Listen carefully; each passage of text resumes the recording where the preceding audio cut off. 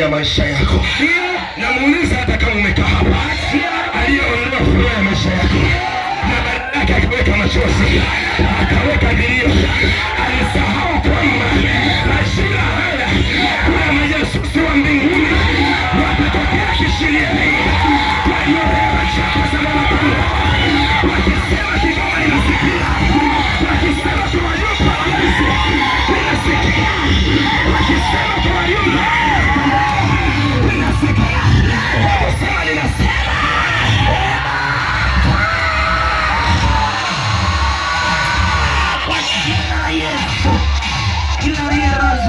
Tanzania utakayekuwa na usingizi, wamama wote lazima warudie miji yao, vijana wote lazima warudie miji yao. Asema Bwana wa majeshi, nikapaya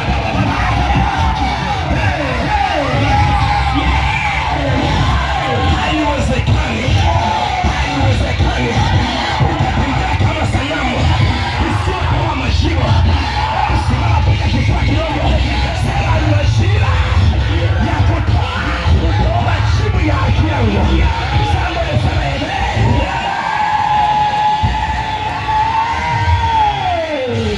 Imeenda kwa jina la Yesu. Amen.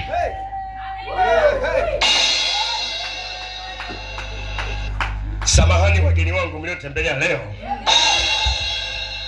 Baba ndivyo tulivyo. Amen.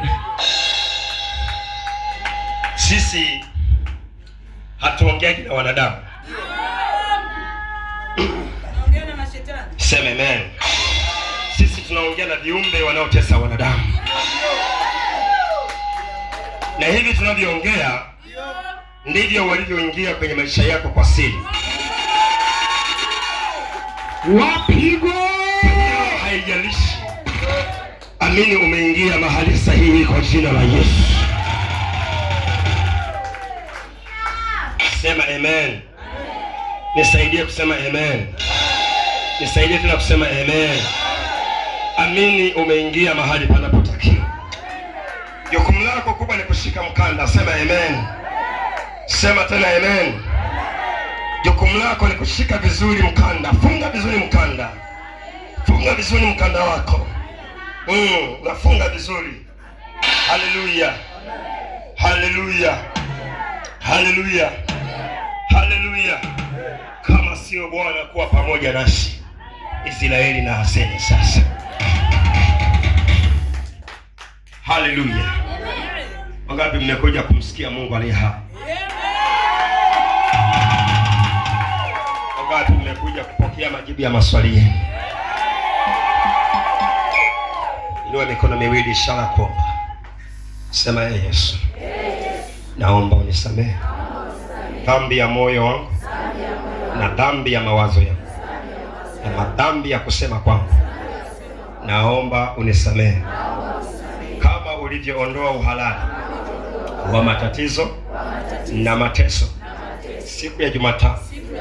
Leo Ijumaa umenitangazia kwamba ni wewe na mimi, na mimi niko tayari kulitumia jina la mbinguni. Kwa hivyo naomba unisamehe. Naomba unisamehe. Hata mikono yangu hii imeshika dawa za waganga wa kienyeji, kitu ambacho we Mungu unachukia sana. Natokea nimefanya haya, kila nikishika pesa wala haikai. Naomba msamaha kwa ajili ya mikono yangu, kwa ajili ya mikono yangu. Bwana Yesu, hii miguu yangu ilifanya haraka ikakimbilia kwa waganga, kwa marafiki wasiofaa, na mwisho wake Yesu, kila nilichotaka kumiliki kimekataa kabisa. Naomba unisamehe. Usamehe miguu yangu. Samehe miguu yangu Yesu. Samehe miguu yangu. Angalia Yesu, hiki kinywa changu kimenena maneno mengi sana, maneno mengi sana, na baadaye yale maneno nimejikuta nalaumiwa bila sababu. Yesu, leo unatema kabisa ule uharibifu ulio ndani ya kinywa changu. Naomba unisamehe. Naomba unisamehe. Wewe ni mtengenezaji, nitengeneze Baba. Ninakubali kutengenezwa katika jina la Baba na Mwana na Roho Mtakatifu. Saidia kusema amen iliyoshika. Naomba sasa unisikilize kwa makini. Naomba unisikilize kwa makini sana. Naomba unisikilize kwa makini. Nitakuwa ninasosoma kwa kuelekea mbele. Asante sana kwa vijana wote tuliokuwa jana hapa. Neema ya Mungu iwe juu yenu. Asante sana kwa wote tuliokuwa Jumatano hapa. Jumatano ile ya ajabu sana. Neema ya Mungu iwe juu yenu. Haleluya. Asante. Ninao ujumbe ninaoendelea kutembea nao kwa leseni kubwa. Unaitwa nimetumwa na Mungu. Ametumwa na Mungu kutuokoa na uvuli wa mauti. Ametumwa na Mungu kutuokoa na uvuli wa mauti. Naomba nisome maandiko mawili na kisha niende panapotakiwa. Asante sana kila unayeandika. Ukiona umekaa mahali ambapo panakuchelewesha, jitahidi kuhama hapo. Kaa mahali ambapo panakupama. Na ukiona umekaa na mtu ambaye anasinzia, toka hapo, atakufanya usinzie. Sababu ndani yake kuna mashetani yale ambayo kimsingi yana tabia ya kukataa ibada, yanakataa ibada. Kwa hiyo kwenye ibada kama hivi, yule mtu anakuwa anaona uzito sana. Anakuwa anaona uzito sana sana. Kwa hiyo muangalie uliye kana kushoto na kulia. Ukiona la kimbia kabisa.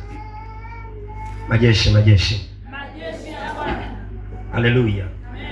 Haleluya. Haleluya. Mashujaa.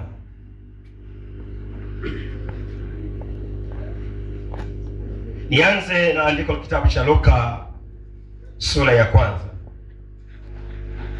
Luka sura ya kwanza. Niombe niguse ule mstari wa 67 na wa 80. Nianze na maandiko yale. Ukumbuke ninaongea kwa bali ametumwa na Mungu kutuokoa au kuniokoa na uvuli wa mauti. Hiyo ikumbuke sana. Ikumbuke sana. Mgeni wangu uliyekuja leo ni mara ya kwanza, ni haki yako kuwa hapa. Haleluya. Kwa hiyo usijali na wala usiwe na mashaka. Ametumwa na Mungu kuniokoa katika uvuli wa mauti. Ametumwa na Mungu.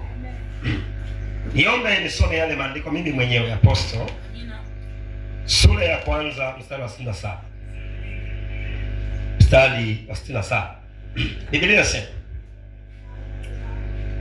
huu ninaosoma hapa ni unabii wa Zekaria. Sema amen. Na Zakaria baba yake akajazwa Roho Mtakatifu, akatabiri akisema, atukuzwe Bwana Mungu wa Israeli, kwa kuwa amewajia watu wake na kuwakomboa. Amina. Sema amewajia watu wake na kuwakomboa. Ongea kwa kumaanisha amewajia watu wake na kuwakomboa. Amewajia watu wake na kuwakomboa. Yaani Mungu anashuka ndani ya Zakaria. Sema amen. Abu Zakaria anaanza kuongea maneno ya kinabii kwamba Mungu amekuja na ana kazi moja tu ya kutuokoa. Ana kazi moja kufanya nini? Ya kutuokoa. Kwa wale watu wakawa wamekaa wanamsikia Zakaria akiwa anaongea kwamba ni majira ya kuokolewa, ni majira ya kuokolewa, ni majira ya kuokolewa. Na wewe sema moyoni mwako, ni majira ya kuokolewa kwangu, ni majira ya kuokolewa kwangu. Ni majira ya kuokolewa kwangu, ni majira. Mstari ule wa 69. Ametusimamishia pembe ya wokovu katika mlango wa Daudi mtumishi wake, kama alivyosema tangu mwanzo kwa kinywa cha nabii wake watakatifu, tuokolewe na adui zetu na mikononi mwao wote wanaotuchukia. Kwa nini tuokolewe? Sababu ya kutufanya tuokolewe kwa sababu kuna adui. Yanasema kwa sababu kuna adui. Na adui huyu ana uwezo wa kufanya uadui wake, na matokeo yake mimi na wewe tukawa tunaishi kwenye mikono ya adui. Na ndio maana anaamua kutuma mjumbe atakaye tuokoa ndani ya mikono ya adui. Na kuombea dua kwa Mungu iwe ni zamu yako kwa jina la Yesu. Haleluya. Amen. Kwa nini? Maana yake Mungu anajua duniani tuko katika mikono ya maadui. Amina. Kwamba mahali unapokaa kuna adui. Unayenisikiliza, hakikisha ibada ya ukombozi wa juu sana Jumapili hautaikosa. Amina. Yaani unayenisikiliza leo, hakikisha hautaikosa. Amina. Nisaidie, sema amen. Amen. Katika taarifa za kupokea miujiza mikubwa sana kwenye maisha yako na ndani ya nyumba yako ni Jumapili. Kwa anajua kabisa kwamba mahali ulipozaliwa kuna adui. Biashara unayoifanya kuna adui. Kwenye ndoa uliyoolewa ukaachika alikuwepo adui. Na sasa hivi yale yote unayoyaona kwenye maisha yako yupo adui. Hali ya afya unayoiona yupo adui. Ndugu yako yule uliyekuwa unampenda sana sana sana na alikuwa rafiki yako, ghafla akakugeuka, ni adui. Sema ni adui. Sema tena ni adui. Mafarakano ya wewe na mume wako na mke wako ni adui tu. Sema ni adui tu. So kwa sababu wanadamu hatuna nguvu, sasa anatumwa mtu. Sema anatumwa mtu. Rudia tena, sema anatumwa mtu. Nisonge mbele mstari ule wa 72. 71. Tuokolewe na adui zetu. Kumbe ni adui zetu Bwana. Ni adui zetu, zetu. Ase. Na mikononi mwao wote wanaotuchukia. Ili kuwatendea rehema baba zetu na kulikumbuka agano lake takatifu. Uonapo Ibrahimu baba yetu, na ya kwamba anatujalia sisi tuokoke mikononi mwa adui zetu na kumwabudu pasipo hofu kwa utakatifu, kwa haki mbele zake siku zote. 76. Nawe mtoto utaitwa nabii wake aliye juu. Sema mimi nitaitwa nabii wake aliye juu. Naomba ujitambulishe kutoka ndani ya moyo. Sema mimi nitaitwa nabii wake aliye juu. Maanisha tena, mimi nitaitwa nabii wake aliye juu. Ukiona Biblia inasema nitaitwa nabii wake aliye juu, maana yake kwenye hii dunia kuna nabii wake aliye chini. Sema amen. Yaani kuna aliyetumwa yuko duniani, lakini kwa uweza wa juu. Na kuna aliyetumwa duniani na yeye ni nabii, ila kwa uweza wa chini. Sema amen. Shetani yuko wapi? Yuko hapa chini. Anatenda kazi duniani na ana watu wake hapa duniani. Sema amen. Ana watu wake wapi? Akiingia ndani ya mtu wake duniani, huyo mtu lazima kuchukia. Kiona mahali zinaanza chuki, ujue shetani ameshaingia tayari. Hawezi kusema amen kwa sababu yeye ndio wa kwanza kuchukia. Hawezi kusema amen. Sema amen. Hali baba unasikia mtu akuchukia bila sababu. Anakuinukia bila sababu. Wale watu wametumwa. Sema ametumwa. Ni wengi tu waga wanamuinukia mchungaji Kapanga. Mimi huwa najua wametumwa. Wasikia Kapanga na udili injili, wewe anakuambia vikaenda. Mimi najua wametumwa. Hajatumwa na aliye juu, sio nabii wa juu, ni nabii wa chini. Na ndio maana maneno mazuri kama haya hata yapenda kabisa. Kwa nini? Kwa sababu ametumwa kutoka chini. Hii ndio vita yako sasa. Sema amen. Nataka leo nikufanye uwe nabii wa aliye juu katika jina la Yesu. Naye kubali, unaweza kusema amina iliyoshiba itakayobadilisha malango yako. Nataka nikufanye leo uwe nabii wa aliye juu kwa jina la Yesu. Nataka nikufanye leo uwe nabii wa aliye juu kwa jina la Yesu. Isaka yama siata yama tayama rabasiate kapaisa iyama naba sakata. Umeongea maneno mazuri kwa muda mrefu, lakini hayana matokeo mazuri. Amini kuanzia ibada ya leo maneno yako yote mazuri yatazaa matunda kwa jina la Yesu Kristo.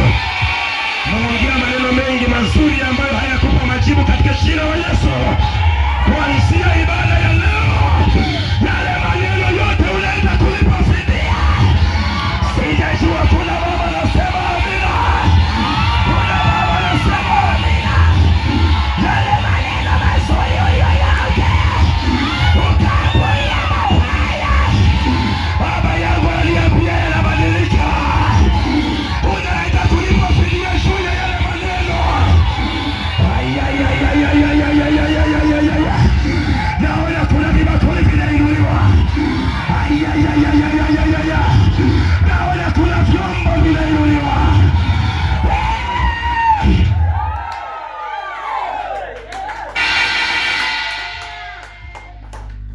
Haleluya. Niruhusu nisome maandiko. Roho Mtakatifu nisaidie. Saidie kidogo, nipoze kidogo. Poze kidogo Roho Mtakatifu. Poze kidogo. Poze kidogo. Ulijitahidi sana kusema vizuri, kushauri vizuri. Lakini mbona walikuinukia? Kwa nini walikuinukia? Na maana maneno yaliyotoka ndani ya kinywa chako yamekuwa vice versa. Mbona ulijitahidi kutenda kwa akili? Imekuwaje mambo yamebadilika? Iliko jibu lako juu ya jambo hilo katika jina la Yesu. Kuna maeneo watu wananielewa Iliko jibu lako katika jina la Yesu Kristo. Yeyote unayenisikiliza kwenye ibada ya leo, umezungumza maneno mazuri yaliyoleta matokeo mabaya, nisikilizie majibu unayokwenda kupokea. Nakupa leo, nakupa kesho. Lazima taarifa njema zije kwa ajili yako.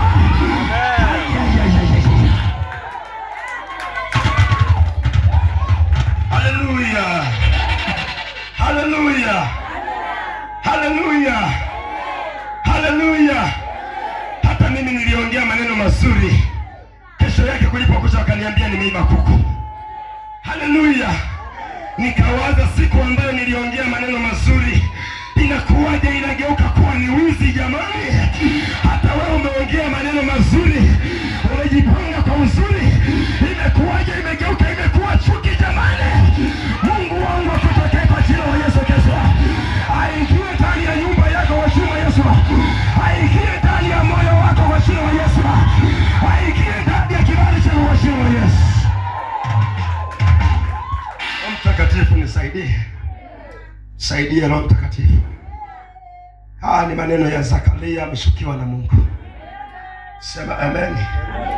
Mstari ule wa 78, 77, 76. Nawe mtoto utaitwa nabii wake aliye juu.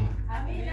Kwa maana utatangulia mbele za uso wa Bwana, umtengenezee njia zake.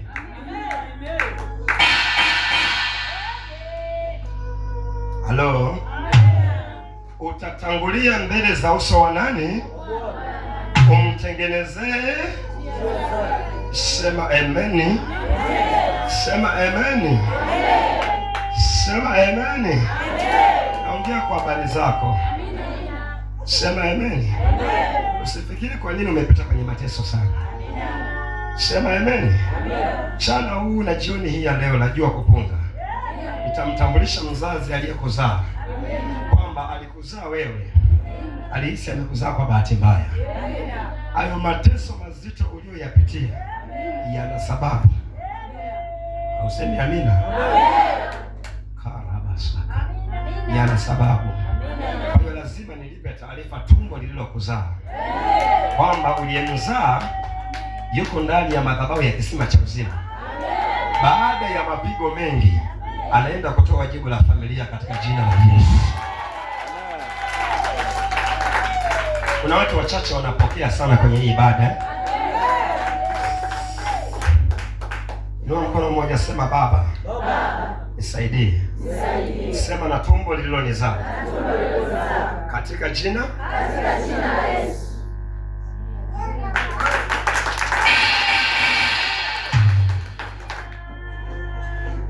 Haleluya. Haleluya. 77. Uwajulishe watu wake wokovu katika kusamehewa dhambi zao kwa njia ya rehema za Mungu wetu, ambazo kwa hizo mwangaza utokao juu. Mwangaza utokao umefanya nini? Mwangaza utokao wapi ndugu zangu? Umefanya nini? Naomba neema ya Mungu. Hata kama hujawahi kuwa na imani, lakini imani ya Apostle Kapanga iruhusu huu mwangaza umshangilie Bwana katika jina la Yesu. Nataka ulione jambo la pekee ambalo linaenda kutembea kwenye maisha ya kwako na si kwenye maisha ya kwangu. Nataka ulione jambo la pekee ambalo linaenda kutembea kwenye maisha, na hilo jambo ndio uling'ang'anie. Sema ndio niling'ang'anie. Usiwang'ang'anie wanadamu, kaka yangu, dada yangu. Hilo jambo la pekee ndio uling'ang'anie. Sikiliza, ninaongea na watu ambao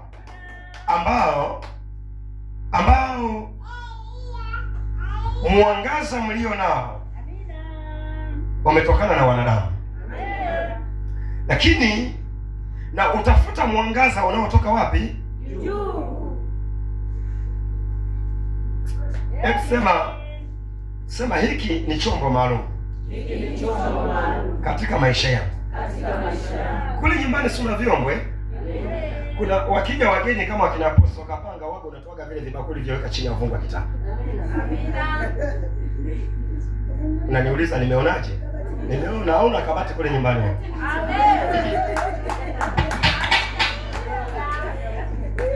Kuna sufuria limo ndani mle, kama sio sufuria ni beseni. Kwa mle ndio umeweka vyombo vya mgeni Apostle Kapanga mle. Unanielewa Sasa vile vyombo ni vyombo maalum. Sema ni vyombo maalum. Hebu naomba uone kwamba unayemsikiliza sasa ni chombo maalum. Alafu na wewe unatakiwa uanze kutafuta kitu maalum. Sema kutafuta kitu maalum. So kuna maisha maalum. Maisha maalum. Nataka ubadilishe ule moyo na ubadilishe namna ya matusi waliokutukana sana. Usiogope kwanza upya. Usiogope kwanza upya. Usiogope kwanza upya wewe, usiogope. Sema maalum. Nataka kwenye akili na kwenye moyo wako ndani ya leo. Yaani uelewe nimeingia kwenye kutafuta kitu maalum au maisha maalum. Na kuona dada unayeteseka sana na ndoa, mwingine unateseka sana na biashara. Alafu naona vitu vimekuzunguka, sijui ni madeni haya. Yale madeni sio ya kwako. Ukitaka kuacha yale madeni, waache marafiki ulionao.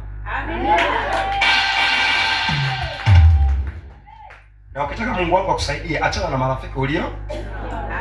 Nimeshashauri nimaliza. Nataka tu uelewe, yani ukitoka hapa leo uingie nyumbani mwako ukiwa na neno la kusema nataka kitu maalum. Maisha tambua, tunaingia mwezi wa 6 kesho. Tunaingia mwezi wa 6. Ninataka kitu maalum. Ninataka uweza maalum. Ninaitaka namna maalum. Ninaitaka faida maalum. Nataka nyumba maalum. Sijui kama mnanielewa Kuna mwanamke nakusikia hapa. Ulipoachana na yule mwanaume ulidhani utapata mwanaume maalum. Lakini cha ajabu uliluka mkoja ukakanyaga mavi ya mzee.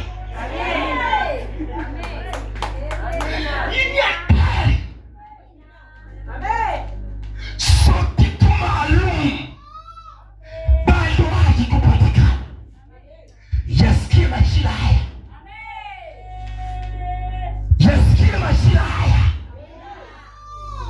Nataka uingie nyumbani mwako ukiwa una akili timamu, uende kwenye biashara ukiwa na akili timamu, usikilize neno ukiwa na akili timamu, uje kwenye ibada Jumapili ukiwa na akili timamu. Hii suruali ni kwa ajili ya sikukuu. Yaani ile suruali ni kwa ajili ya nini? Kwenye Jumapili za kawaida huwezi ukavaa. Mwenzako kila siku napiga hata lisuti tu muda wowote. Yaani maisha yangu yaliamuliwa kuwa maalumu kila wakati kwa jina la Yesu. Na ndio maana siwezi nikangojea sadaka ya Jumapili. Mimi majira yote maisha yangu yamekuwa ni maalumu. Jumatatu kwangu ni maalumu, Jumanne kwangu ni maalumu, Jumatano kwangu ni maalumu, Alhamisi kwangu ni maalumu, Ijumaa kwangu ni maalumu, Jumamosi kwangu ni maalumu, na Jumapili kwangu ni maalumu. Maisha yangu niliyafanya kile topo leo yawe ni sherehe kwa jina la Yesu Kristo.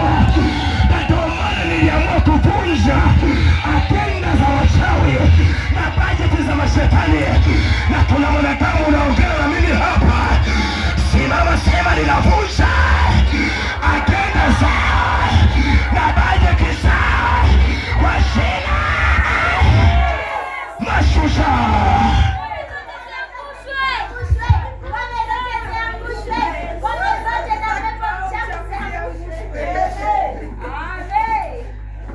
Haleluya. Haleluya. Haleluya. Haleluya. Haleluya. Wewe angalia tu vijana wanavyosuba hapa. Sema amen.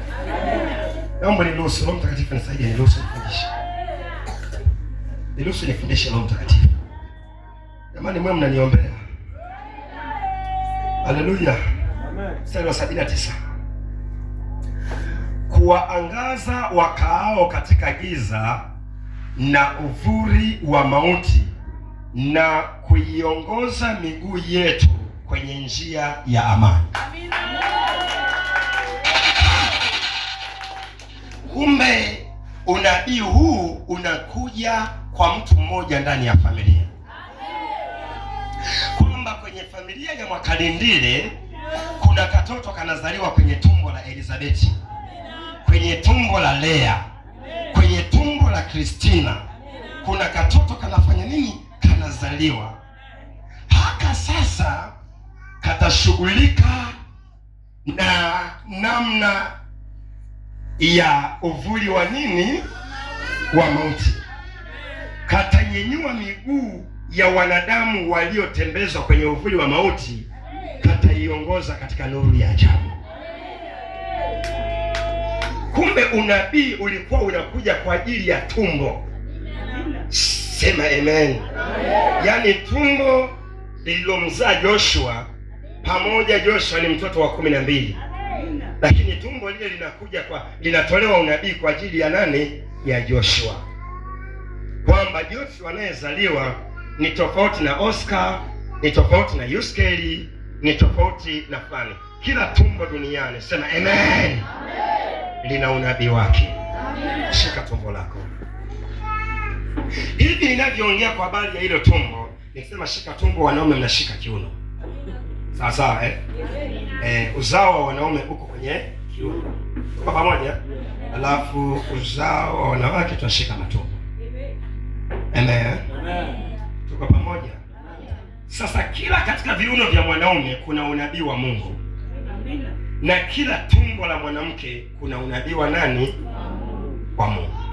So ndani ya wana uliowazaa wewe kuna mwana mmoja ni mtoto wa maajabu. Naeleweka Kuna mwanamke unanielewa vizuri Na kwenye tumbo lile ulilozaliwa wewe, yaani kwa mama yako, kati ya wale watoto watatu wanne, kuna mmoja ni mwana wa maajabu. So nikisema mwana wa maajabu, haimaanishi kwamba yule mtoto aliyezaliwa kwamba ni wa ajabu ajabu, yani haeleweki. Yani ndani yake yule mtoto ana uwezo usio wa kawaida. Ndiyo sababu ya vita. Huyu mtoto ana vita kali kuliko wengine. Kuna matumbo mengine alishapoteza, alishakufa, lakini nakuombea dua, atafufuka mwingine kwa jina la Yesu. Wanataka ushike tumbo kwa kumaanisha kuonyesha unabii wa tumbo utaenda kuleta majibu. Inawezekana wewe uliyekaa hapa ndiye ambaye ulikuwa ni mtu maalum, ni wa maajabu ndani ya tumbo la mama yako kabisa, na Mungu ananiambia ni wewe. Na ndio maana umezunguka, mwisho wa siku umekutana na madhabahu ya kisima cha uzima. Haimaanishi ulikozunguka hakuna Mungu, yupo, ila kuna Mungu na nguvu zake kwa aina yake, kwamba kila aliyezaliwa amewekewa nabii atakayemtoa kwenye kifungo alicho nacho. Kwa namna ulivyozunguka sana kwenye makanisa, manake Mungu anaendelea kukuonyesha kwamba ni wapi nimekuletea Zakaria wako atakayetoa maneno yatakayokufanya wewe uwe na uzima. Amina, hizi nazisikia upande huu tu peke yake. Haleluya. Sema ni mimi hapa ndiye nilitumwa na mbingu pamoja na mateso yote. Mama yangu, asante kwa kunivumilia sana. Nimefanya vimbwanga vingi na vituko vingi sana na nimekusumbua, lakini hakika nimekutana na aliyenitoa mbinguni. Sasa tumbo uliyelaniwa, hiyo laana yako kwa ajili yangu ndani ya ibada ya leo, Mungu wangu atanisaidia katika jina la Yesu. Sikilia vile vile tumbo. Kwa nini ninaiona laana ambayo inaanza kupambana na wewe kuanzia tumboni? Naiona laana ambayo inaanza kupambana na wewe kuanzia tumboni. Sema amen. Na mzazi wako aliaibishwa sana hadi amekukoza wewe umekuwa hivi ulivyo. Una kila sababu ya kumwambia Yesu asante. Unapozungumza maneno haya, elewa kuna jambo maalum linaloanza safari na wewe. Na ujiamlishe kwenye malango yako, mimi kapanga kama nabii wa Mungu nipo. Na ashukuriwe Mungu, sijawahi kushindwa vita, iwe ya kiroho iwe ya kimwili. Sema amen. Nilitoka mbinguni ni kama mshale, ni kama mshale, ni kama mshale, ni kama mshale. Leta mvua ya maji, nitaipasua kwa jina la Yesu.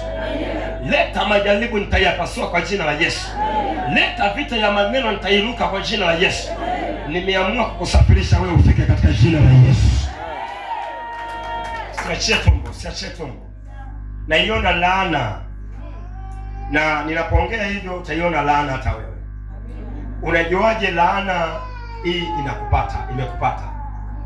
Ni namna fulani ya maisha unayoyataka hauyapati, ila unapata usiyoyataka.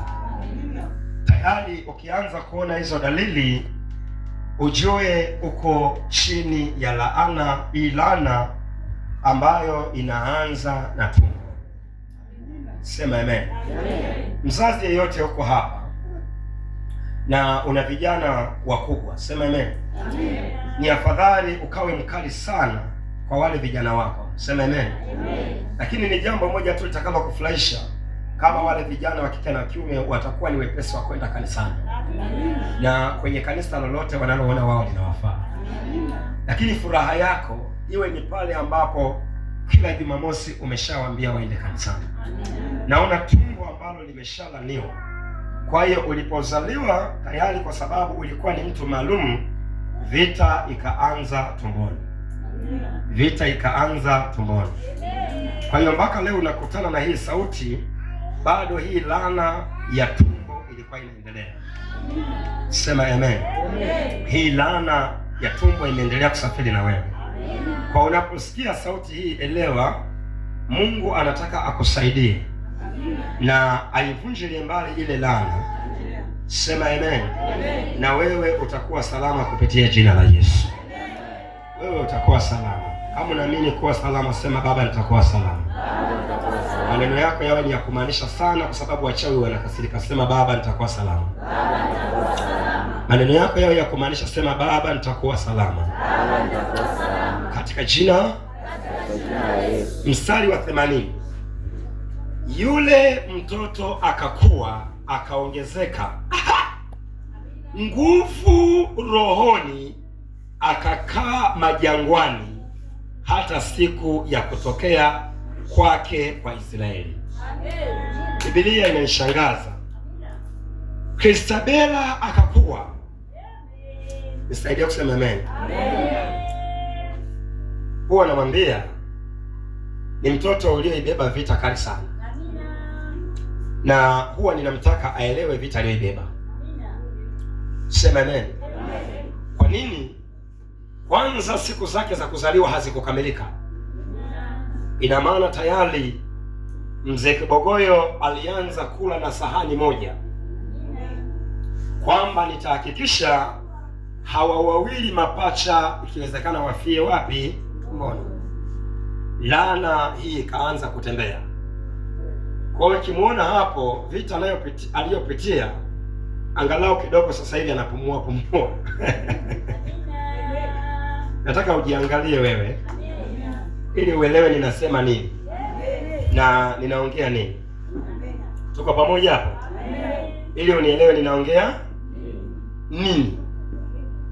Kwa ni kwa sababu kutoka mbinguni alikuwa ni mtu maalum. Sema nilikuwa ni mtu maalum. Sasa ni mtu ambaye anatumwa kwa ajili, ndani yake ana neno kwa ajili ya familia, ana neno kwa ajili ya mtaa, ana neno kwa ajili ya dunia, ana neno kwa ajili ya kijiji, ana neno kwa ajili ya wanawake waliochoka, ana neno kwa ajili ya wakaka waliochoka, ana neno kwa ajili ya kanisa lililochoka, ana neno kwa ajili ya familia zilizochoka, ana neno kwa ajili ya wadada waliochoka, wanaokata tamaa. Ana neno amewekewa na Bwana.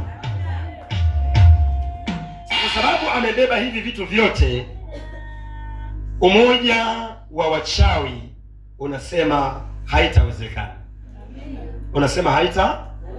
Ndiyo maana sasa unajikuta kila unapong'ang'ana kwa nguvu zako zote, kesho ni afadhali ya jana. Kwa nini kesho ni afadhali ya jana? Namba moja ni kwa sababu ulitoka mbinguni, wewe ni mtu maalum, ni chombo maalum, kwamba umejaa shehena. Kwa hiyo kuna watu wanasubiri hiyo shehena ili wapewe. Sema amen. Kwa hiyo umoja wa wachawi unasema hapana, hatutaruhusu huyo aje hata kwenye ibada ya Jumapili. Hatutaruhusu huyu amwambie neno la wokovu hata mtoto wake.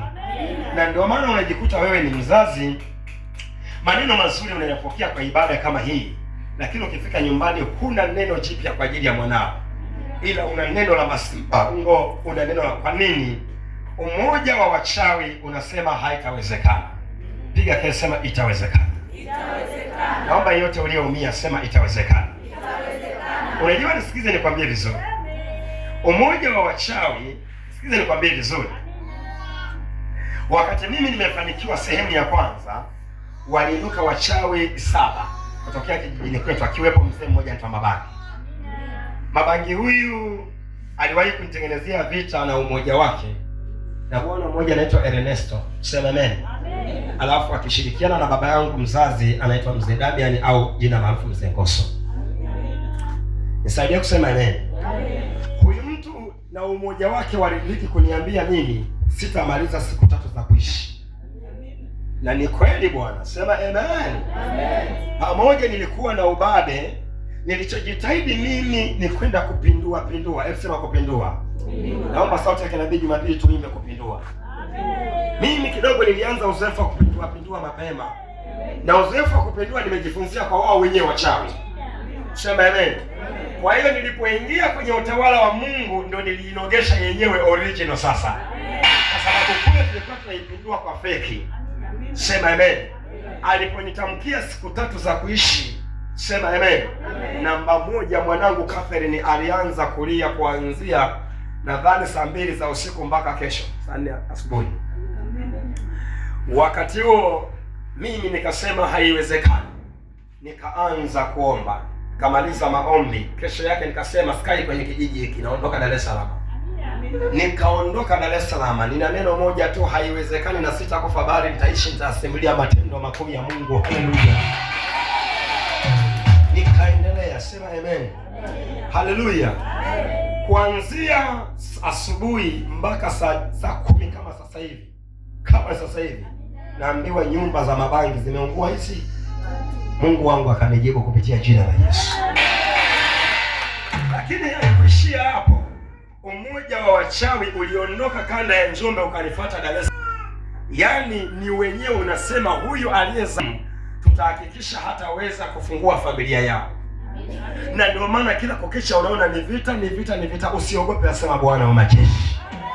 Narudia tena, unayesema amina, usiogope, asema Bwana wa majeshi.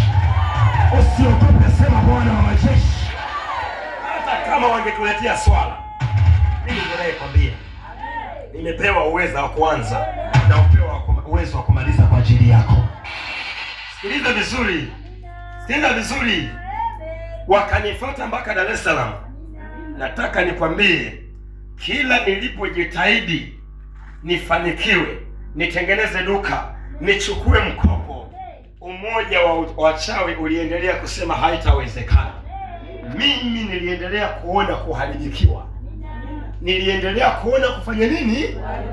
Na samani ongea na wewe kwa utulivu sana. Natamani ongea na wewe kwa utulivu sana. Najua kuna sheria ya kuzuia usisikie neno hili. Kila nilipoendelea najituma, duka linazidi kuisha. Nasema labda wameniambia nimepata marafiki nikachukue mkopo Akiba benki. Nachukua milioni 5 ndani ya mwezi. TV zote kuisha na faida hamna. Umoja wa wachawi unasema hiyo haiwezekani. Nisikilize, nataka nikupe mbinu leo. Nikupe mbinu wewe. Unamwona lala yule. Nalala. Unalalaje kwa mfano? Sema amen. Iliendelea. Nikaenda NMB. Nimeunganishwa na marafiki na wapata kweli kama wewe unavyowapata. Yaani nawapata kwa urahisi kabisa. Yaani wanaonipa michongo ya hela ni kwa urahisi kabisa. Unanielewa Nikaendelea, unabii wa chini huo. Nikaendelea. Nifika mbele milioni 11 nikachukua wapi? NMB. Sema amen. Haya yote anaendelea ujamani naye, lakini hajui. Mimi nikimchukua kumpiga picha siulize. Nina kiburi moyoni kama chote. Kuna mjanja hapa. Kuna mtu anajifanya mjanja, hana kitu yule. Hana kitu, mimi nakwambia sasa hana kitu yule. Hana kitu, namuona hata wewe hana kitu yule, anajifanya mjanja yule. Hana kitu, mwambie mwenzako hana kitu yule. Alafu msondee, mwambie huna kitu wewe. Baba ameniambia una kitu. Hauna kitu. Ongea naye huyo. Huyo uliyemwacha nyumbani, huyo anayekutesa. Huyo anayekusumbua kila siku huyo. Wewe mwambie tu una kitu wewe. Huyo anayekutesa kila siku na kuinulia vya chini huyo. Mwambie una kitu wewe. Unajua unapoongea maneno yanamfikia, mwambie una kitu wewe. Wewe mwambie tu una kitu wewe. Hana kitu. Hana kitu yule. Saidia kusema amen. Hali ilizidi kuwa mbaya zaidi ya mbaya. Kupitia ile mikopo ndugu yangu, mpaka nyumba milioni 36 ilienda na maji. Sema amen. Viwanja 7 vilienda na maji. Sema amen. Rafiki yangu akaambulia kwenda kukaa kijijini. Anafika kijijini anaambiwa mumeo alikuwa Freemason ameshakufa. Utajua sasa hapa akipiga simu haipatikani. Ngoma imechanganya hiyo. Mnafikiri niko hapa mchezo. Mwanaume nawaambia na kila siku. Sema amen. Mwezi unakatika, mwanaume hapatikani. Dunia inasisima kwamba tulijua mbona amefanikiwa. Tulikwambiaga alikuwa Freemason. Ni mtu maalum, hebu sema ni mtu maalum. Mtu maalum huwa hapatwi na mambo madogo. Unanielewa Mtu maalum hanaga mapito madogo. Kama wewe ni mama, pokea kwa jina la Yesu. Hanaga mapito madogo mtu maalum. Chombo maalum, yani ni chombo ambacho kinapigwa vita. Kinapigwa vita kama mgodi. Wazungu wanagombania migodi. Waliwahi kuona wazungu wanagombania vitu vya ovyo. Wanatafuta migodi, wanatafuta watu wenye akili. Unanielewa eh? Unanielewa eh? Sema mimi ni mgodi wa mbinguni. Mwisho wa siku sema amen. Sheria ilikuwa ni hii moja. Hadi nilipogundua kubadili mfumo wa njia zangu.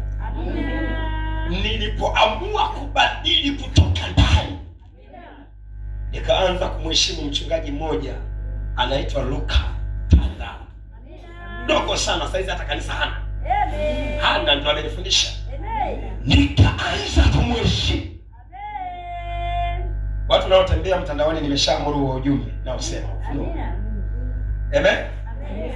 Nilipoanza kumheshimu kwa sababu maneno yake, haleluya, yalikuwa yamejaa uweza. Wewe ukamsikia anaongea ujinga, anaongea upumbavu. Maneno mawili Yesu kwanza, maneno matatu Yesu kwanza, maneno manne Yesu kwanza. Mimi nilianza kumheshimu. Sema amen. Nilianza kumheshimu. Nilianza kumheshimu. Mseme amen. Sikuangalia na kitu gani, ana gari hana gari, nilianza kumheshimu. Halo, nilianza kumheshimu.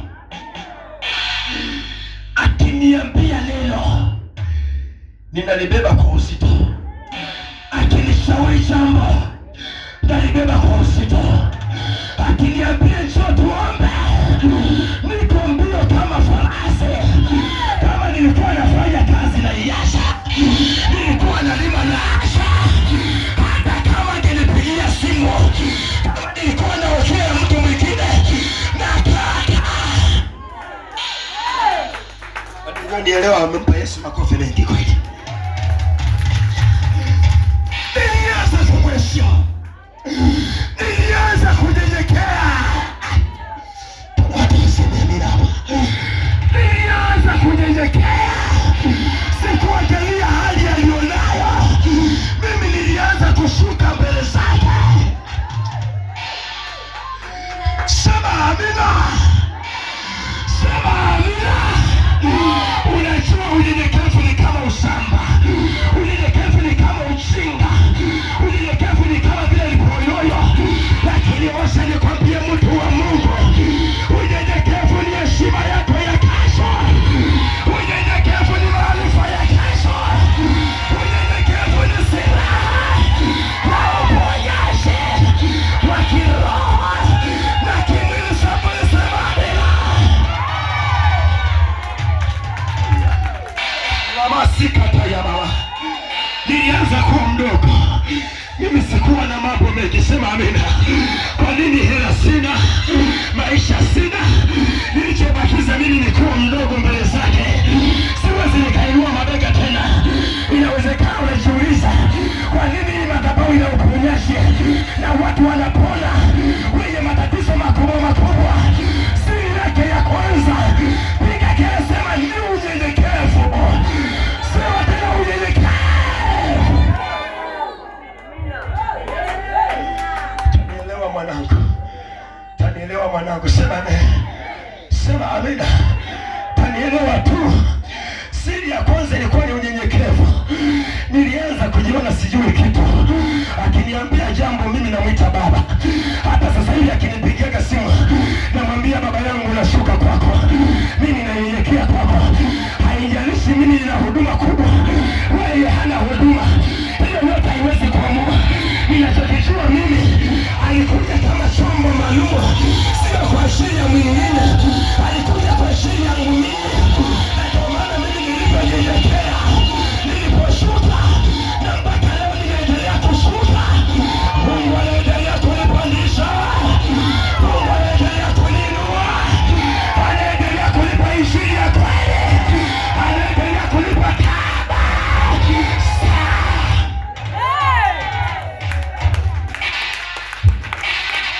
Unaongea na mtu aliyejaa miujiza. Hauongee na mtu kama Kayumba wa kule kwenu. Sema amen. Ni chombo maalum ambacho ndani yake kina vitu. Kina vitu ndani yake, kina vitu. Mwambie mwenzako ni chombo maalum ambacho ndani yake kuna vitu. Hiyo ilikuwa ni njia ya kwanza na ni kanuni ya kwanza ambayo hata leo huniambii kitu. Huniambii kitu. Huwezi kuniambia kitu. Kwa hiyo siri hii unayoniona, sema amen. Unayoniona niko nayo. Maelfu ya watu wanakimbilia kwenye hii madhabahu na Mungu anafanya makusanyo. Sema amen. Haimaanishi nina kitu, sina kitu, ila ni chombo tu maalum ambaye tayari siri ya mimi kuwa na upako niligeuka na kuanza kunyenyekea. Haikuwa rahisi. Mungu alianzia pale. Sema amen. Hadi sasa hivi ukinisikia simu ya Luka inaingia kwangu, nanyenyekea. Nanyenyekea. Nanyenyekea. Nanyenyekea. Nanyenyekea. Nanyenyekea. Hakuna mahali niliwahi kuombea mtu asiyapende maombi yangu. Nanyenyekea sababu ya unyenyekevu. Hakuna mahali niliwahi kuombea mtu asiendelee kumtaja mimi kapanga. Mimi nanyenyekea na kuambia ni unyenyekevu tu yote haya. Hata wewe mwenyewe unanisema vizuri, achana wale wachawi kwa sababu ya unyenyekevu. Amina. Kwa hivi nilivyo unaniona ni unyenyekevu. Hivi nilivyo unaniona ni nini? Unyenyekevu. Mungu anatenda kwa sababu ya nini? Unyenyekevu. Hata leo atakutendea wewe kwa sababu ya unyenyekevu. Sina mambo mengi duniani. Ukitaka ujue mambo yangu ni yapi, nipe kazi. Niambie kuna mgonjwa ameshindwa kufufuka. Unanielewa eh? Halafu nije nifanye kazi yangu. Sema amen. Amen. Uniambie mgonjwa amekaa kitandani miaka mingi. Halafu nikwambie nikabidhi niende naye. Uone mambo yatakavyokaa. Sema amen. Amen. Sikiliza nikwambie, nisaidie kusema amen. Amen. Mungu ni wa hatua kwa hatua. Mungu sio wa mkurupo. Anamfundisha mtu katika hatua. Sema amen. Amen. Tunapobadilika na kugeuka, huyo aliyetumwa juu yako ukaanza kutengeneza heshima juu yake, ukaanza kwa unyenyekevu, Mungu anaanza kukupeleka hatua kwa hatua. Tatizo la kwako wewe ni mtu mwenye haraka, yaani unakurupuka. Sema amen. Amen. Unafanya nini? Unakurupuka. Ni sawa na shamba unalima, mahindi yanaotaka siku moja. Sasa zile hatua zote Mungu anataka uwe mwangalifu. Sema amen. Amen. Kwamba imani yako imejiamrisha kweli kweli. Moyo wako umejiamrisha kweli kweli. Nguvu zako umeziamrisha kweli kweli. Mwisho wako utakuwa na nguvu kuliko mwanzo wako. Naomba niruhusu nipige hatua niondoke huko jamani. Amen. Afu niombee Roho Mtakatifu anisaidie. Amen. Napata ajali. Sema amen. Amen. Napata ajali. Kwa hiyo ni unabii kwa ajili ya tumbo lililokuzaa. Mimi nakuona wewe kuwa ni chombo maalum. Sione kama wewe ni makapi. Nakuona wewe kama chombo. Na ndio maana hayo mateso uliyoyaishi yana sababu yake. Haleluya. Usiogope. Aina mbili za kutumwa. Kuna mtu aliyetumwa kutoka kwa Mungu na kuna mtu ametumwa kutoka kwa Ibilisi. Hao wote wako duniani. Aliyetumwa kutoka kwa Mungu, aliyetumwa kutoka kwa Ibilisi wako duniani. Na hao wote wamevaa mavazi ya wanadamu. Nisaidie kusema amen. Amen. Wewe achilia na kuona yule mende, yule pusi, yule ni jini. Akiingia ndani yako kwa kiumbe kama vile ni jini. Lakini anayetumwa amevaa umbo la nani? La mwanadamu. Kwa hiyo ni mwanadamu atakayetumika mwenye uweza wa roho ya Mungu aliyetumwa kwa ajili yako. Ndiye atakaye kuongoza kuishinda roho ya mauti na kufurahia mwisho wako. Amina. Lakini ni mwanadamu huyu ambaye ametumwa na Ibilisi ndiye atakaye kuvuta, anasema nitakuoa, utakuwa ni mke mzuri. Sikilizia mwisho wake nini? Anasema twende tukachukue mkopo, itakuwa 1 2 3. Sikilizia mwisho wake utakuwaje? Anakwambia twende 1 2 3 kwa sababu ni 1 2 3. Usikilizie mwisho wake. Kila aliyeanguka duniani kuna mwanadamu alitumika kuwa daraja la kumwangusha. Kila aliye na ugonjwa sugu ndani ya mwili wake kuna mwanadamu alitumika akawa na ugonjwa sugu. Kama unaamini hayo na unaungana na mimi, hebu mpe Yesu makofi mengi. Na kila aliyeinuliwa, kuna mwanadamu aliyekuwa sababu akainuliwa. Unaanza kuelewana? Kwa hiyo duniani kuna mawakala wa aina mbili. Mungu ana wakala wake kwa ajili ya mtu mmoja. Sema amen. Na Ibilisi ana wakala wake kwa ajili ya mtu mmoja. Narudia tena, duniani kuna mawakala wa aina mbili. So hapo ulipo wewe unatafutwa na wakala, ama wakala wa Mungu mbinguni kwa maombi ya watakatifu. Unajisikia roho imekusukuma leo umekuja kanisani. Amen. Lakini pia kuna wakala sasa hivi anakusubiri kule nje. Sema amen. Kwa akili za kawaida wewe unasema ni mpenzi wako. Umesahau kwamba umekutana na wapenzi wangapi? Wote hao wamekuacha kwenye kisima cha maji machafu. Lakini na huyo naye anasema ni mpenzi wako. Hujajua hata kanuni za kumhakiki. Nisaidie kusema amen. Alafu sema Yesu nisaidie. Sema tena Yesu nisaidie. Unamwona wewe dada amelala. Usilale mwanangu. Piga kifua chako. Usilale kabisa. Wewe usilale, Usilale. Sema amen. Sema amen. Sema amen. Najua kinachokulaza, usiwaze, nitaongea nacho tu. Kwa hiyo kuna mawakala wa aina ngapi? Kwa hiyo kwenye familia uliotokea wewe, ujue kabisa kwamba yupo wakala aliyetumwa kutoka kuzimu, ambaye kwa asili yake ni kuhakikisha wanafamilia wote wanatembea ndani ya uvuli wa nini? Wa mauti. Sema amen. Lakini katika pita zako unakutana na wakala mwingine anaitwa Apostle Kapanga. Yeye ana wewe, anashughulika na wewe kwa ajili ya kuhakikisha wewe utayafurahia maisha yako. Kwa hiyo sasa wewe umekaa katikati, kuna vitu viwili vinagombana. Kuna huyu anasema twende ukafurahie maisha yako, kuna huyu anasema twende kuzimu ukaishi ndani ya giza. Sasa anayechagua ni wewe. Anayechagua ni nani? Anayechagua ni nani? Na ndio maana Yesu akasema, na mtu akitaka kunifuata sharti la kwanza ajikane. Unanielewa eh? Kuna mahali pengine akasema, na akauze alivyo navyo awagawie maskini na kisha nifuate. Unanielewa vizuri eh? Yaani bati kwamba mwenye maamuzi aende wapi sio baba, sio shetani, isipokuwa wewe. Katika mvutano unatakiwa uchague unaenda kung'ang'ania wapi. Unaenda kung'ang'ania, wanaochagua kung'ang'ania gizani wapunge mikono juu. Wanaochagua kung'ang'ania gizani wapunge mikono juu. Wanaochagua kung'ang'ania nuruni wapunge mikono juu. Wanaochagua kung'ang'ania mbinguni wapunge mikono juu. Okay. Nimegundua na mimi napiga kampeni hapa sasa, nimeanza. Kumbe nimegundua wewe unachagua kung'ang'ania mbinguni. Sasa ng'ang'ana. Sasa fanya nini? Ng'ang'ana. Wote wawili hawa waliotumwa wanatenda kazi katika dunia, na ndani yao wana uvuvio. Sema amen. Kama hana uvuvio wa kimungu, ana uvuvio wa kishetani. Ndipo utajiona papa hupendi kuvuta sigara, lakini unataka kuvuta nini? Kwa nini? Kwa sababu aliyetumwa yeye anakuvuvia uendelee kumkosea Mungu. Ndio maana unaweza ukamuona mtoto wako mzuri unayempenda, sema amen, lakini mambo yake ni ya ovyo. Kwa nini? Kwa sababu ndani yake ana uvuvio. Sema ndani yake ana uvuvio. Unaweza kunielewa? Sasa ukitaka kumsaidia mtu kama huyo, unatakiwa ushughulike na uvuvio ulio ndani yake.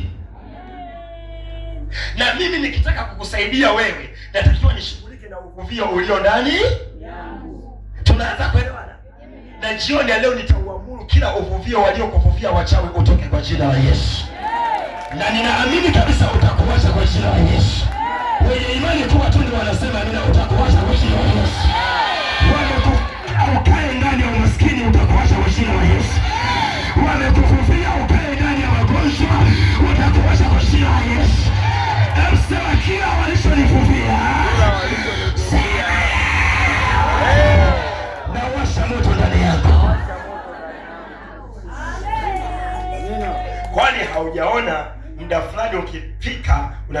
mapigo ya moyo yanaenda mbio. Kwani haujaona muda fulani ukifika unaanza kuona jicho tu linaanza kucheza peke yake? Kwani haujaona muda fulani tu ukifika unaanza kuona kama ngozi inatetemeka peke yake ya mguu? Kwani haujaona muda fulani ukifika unaanza kuona kama kwenye mwili wako kuna mdudu anakutembea? Huo wote ni uvuvio. Huo wote ni nini? Nilikwambia nitaongea na wewe leo. Huo wote ni uvuvio. Yaani unahitaji kwenda kupiga ramli wala unahitaji kwenda kwa nabii. Wewe ikiwa tu tayari umevuviwa nguvu ya ibilisi na wewe unatembea nayo. Kwani haujawahi kuona ukiingia kwenye maeneo kama haya unasikia tu usingizi, lakini wakupeleke kwenye vikao vya umbea, ndugu yangu, wakupeleke kwenye udaku, kwenye umbea, uone kama utalala.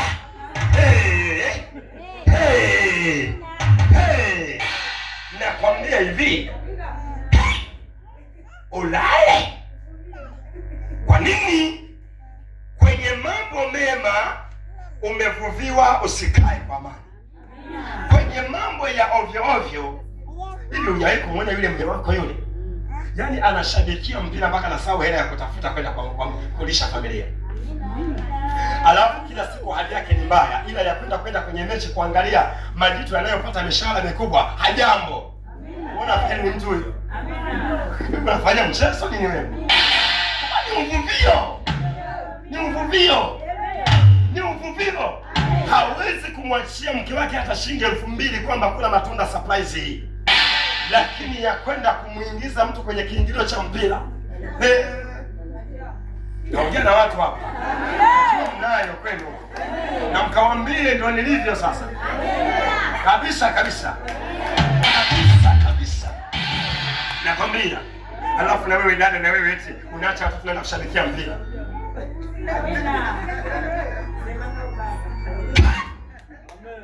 Tupio tani. Tupio tani. Sema fire. Sema kila ngome ya uvuvio. Uvuvio wa giza. Sema yeah.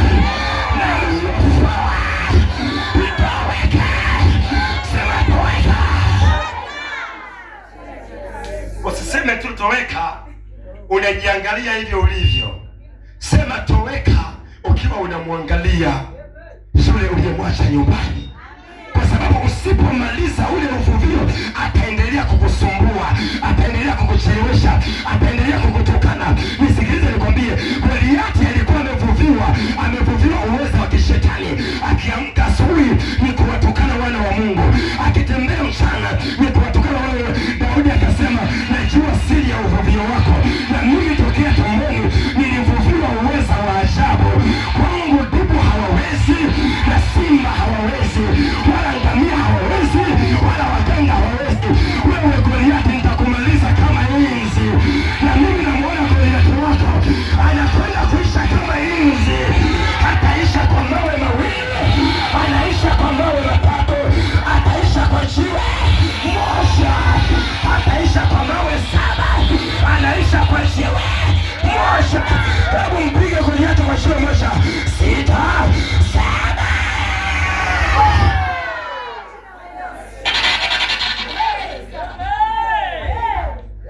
Halo? Kilichokuwa kinapambaniwa uvuvio. Daudi kutokea tumboni, kutokea kwenye viuno vya Yese, amevuviwa juu ya yote yenye nguvu katika dunia, kwamba yakija masimba kwangu nitayachana chana, wakija dubu nitawachana chana. Anakuja katika nchi, anamwona Goliathi. Goliathi alikuwa na dharau. Akamwambia, mnanileta kijana mwekundu. Kijana mwekundu. Kijana mwekundu. Wakuone mbaya hivyo hivyo. Nakwambia itajulikana kwa jina la Yesu. Wakuone haifai hivyo hivyo. Nakwambia itajulikana kwa jina la Yesu. Wakuone hauna uwezo hivyo hivyo. Hivi unaposema mimi ninaongea na mbingu, ninaongea na mitaa, ninaongea na vijiji, naongea na moyo wa nchi, moyo wa kazini kwako. Nasema nao kupitia jina la Yesu. Wamekuona haufai, watakuona wenyewe una.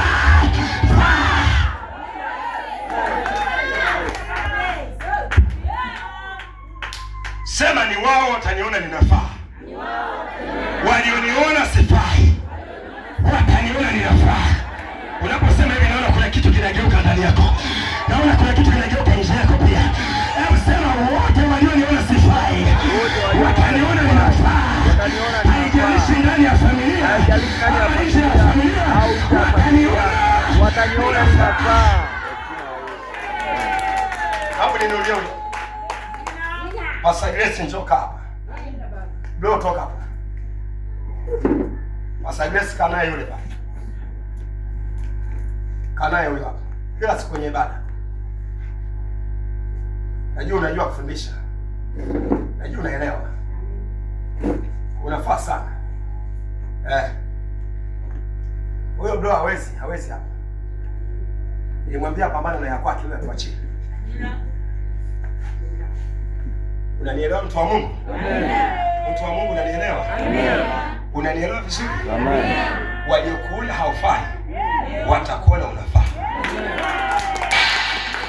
Waliosema wewe ni maskini watasema wewe ni tajiri.